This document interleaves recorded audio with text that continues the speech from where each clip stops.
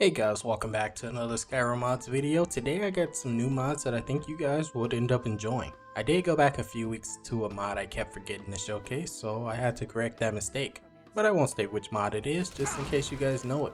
There's also a new minimap mod coming out soon, so if that comes out, I'll also add it to this video, before release of course. But as of right now, I hope you all enjoyed this video enough to hit that like button down below, and maybe subscribe if you're feeling generous. And also, don't forget to endorse mod authors, but other than that, let's dive right in. The first mod up today is a new local map mod. This mod is called Local Map Upgrade. In my previous video, I showcased a similar mod to this called Local Map Color. This pretty much does what that mod does, but also adds a few other features on top of it. So them both releasing around the same time was a little strange to me, but this mod does have a few more features, such as letting you add custom map markers to the map. You can set the custom map markers to any location, even the undiscovered ones, that are usually covered in fog. The mod author also stated that this is part of a new minimap mod they are working on, and that minimap mod looks pretty amazing. I can't wait for it. Up next, the new overhaul for the 7,000 steps, well more specifically the Troll Den, our first hard boss in Skyrim. This new mod is called Yeti Hrothgar Troll Den.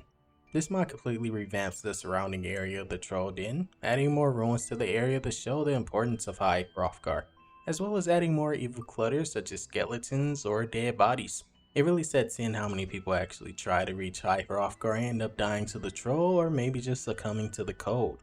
Both the exit area of the Troll Den and the entrance area was Overhaul, but so far in my testing I haven't really experienced any incompatibilities, mainly due to the fact that nothing really touches this area until this mod.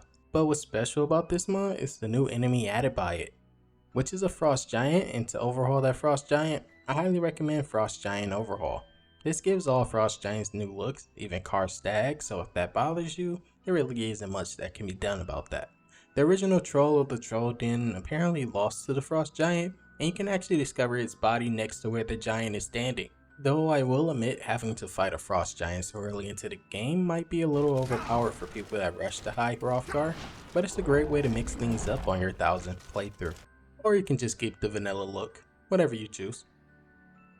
Up next, another overhaul, but this one is a must-have overhaul. This mod is called Watchman's Silent Moon Camp. This is a mod I know for a fact if it was done by a more popular mod author would have massively blew up by now. This mod completely overhauls Silent Moon Camp, taking it from just another bandit camp with the fake special forge that no one even uses, and completely transforms it into a mystical location, for lack of better words. This overhaul makes Silent Moon Camp feel and look special to explore. Not only were more enemies added to fit the overhaul, but as you can see the forge location was completely revamped to fit its name. There's now a wall that prevents you from even entering the location that is now completely overrun with dead creatures that make full use of the Restless Dead, which I love, because they are hand placed so no bandits will go into this location unless you go in first. Everything you see besides the new magical barrier is completely visual. There's really no gameplay changes besides the new enemies. So this, from my experience, is completely compatible with every mod you can think of that doesn't also touch this location, such as Overhaul or anything that adds new items to this location. The only thing that might scare you away from this mod, besides the fact that it's a new overhaul and might cost you a few FPS, is the fact that this new massive interior also doesn't have a Lux patch, but honestly it looks pretty great without the Lux patch. And that's why I think this is the best Silent Moon camp I have ever seen. Up next, another location overhaul, almost just as massive. This mod is called Astounding Autumnwatch. FuzzBeed has definitely been on a roll, constantly cranking out mods almost as quickly as I crank out these videos, except that their mods is definitely much better quality. But this mod adds new ruins around the location, destroyed ruins of course, so you can't go inside them.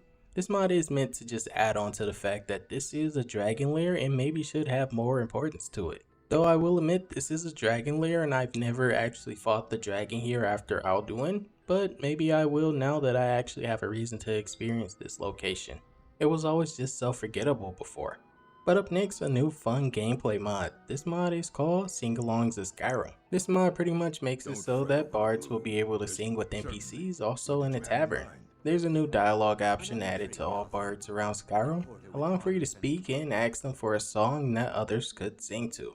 Some of the songs are kind of not as well known as others, so they might not join in when singing with the bard, but some of them are really popular. And when they are popular, you'll get to see a lot more NPCs join in, which could be pretty fun to listen to. I do wish there was an add-on for this mod that makes it dynamic, so it's kind of random if NPCs join in, rather than a warrior's heart.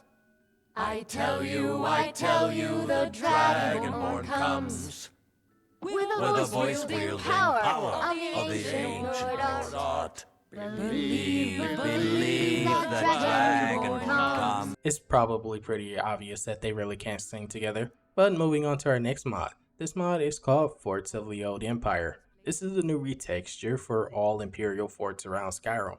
Both the interior and exterior were completely retextured. Of course, just like other texture mods in 2024, this mod comes with parallax installed, but it isn't required to make the mod work. This mod comes with 3 resolutions, going from 4K resolution, which I'm currently using in video, because this is a showcase. Wouldn't really make sense if I used lower, but it goes all the way down to 1K, just so you don't have to do any downscaling yourself. My overall opinion on this retexture is that it is actually amazing. Usually with the Imperial forts, I have to mix and match retextures from multiple mods just to get the perfect forts for me, but the textures provided in this mod all work really well together. And I couldn't really find much that I would like to change because I'm a very picky person. So there's probably something I would change when it comes to texture mods, but this is definitely something I could consider myself using without changing anything, just to save myself some trouble. Let me know what you guys think about this retexture. Up next, a new armor mod called Armor of Nocturnal. This mod's a new light armor tier game that has the exact same stats as Dwarven, but it does require ebony to craft, so light armor with Dwarven that requires ebony. So it is meant to be a sort of in-game armor, and it is also unisex. This armor, as you may be able to tell, also doesn't come with HCT, but as usual with Chopper, someone will make a patch soon. Well, relatively soon. Probably before this video comes out, actually. At least that's usually what happens. Up next, another locational overhaul, but this time for the Briar Lodge. This mod is called Snazzy Briar Lodge. It's a pretty simple name, honestly. This mod overhauls the exterior of the location, as well as the interior, adding new NPCs to defend the supposed location of the richest NPC in Riften, or even Skyrim, as well as adding new locations for those NPCs to relax, such as a training ground as well as a crafting station, just in case you happen to have a mod that lets you buy this house. And I'll be honest, I never really considered buying this location until this mod, because it definitely adds some new additions that were previously needed. And as I previously said, the interior was also changed for this, but not a completely massive FPS destroying interior overall, but you'll definitely notice the changes immediately, because this mod adds new rooms and clutter to fill those new rooms, especially for the mercenaries that live in this location.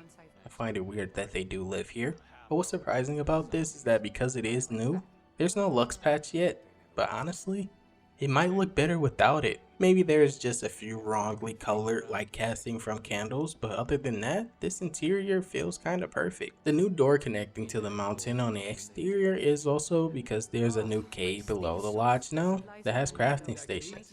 I didn't really expect that, to be honest. But one more interior overhaul was to Bolli's house. This mod is called Snazzy Interiors Riften Bolli's house.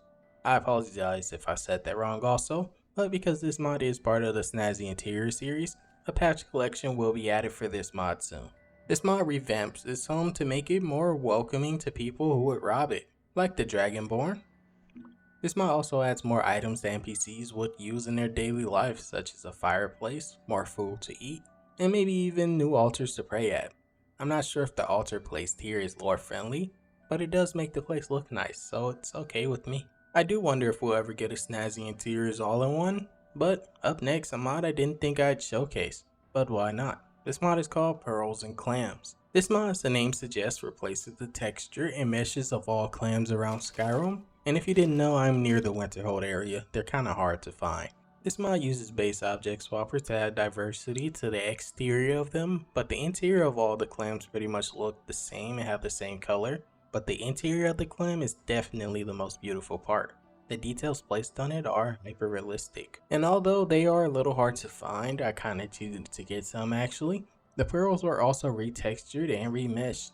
They all have a little bit of a different shape. Some are perfectly shaped as a circle, while some are a little deformed, but nonetheless still beautiful. And that was pretty much it for today, guys. Let me know what you thought about these new selection of mods as we head into the end of September. But I hope you all have a great rest of your day, and peace and love, guys.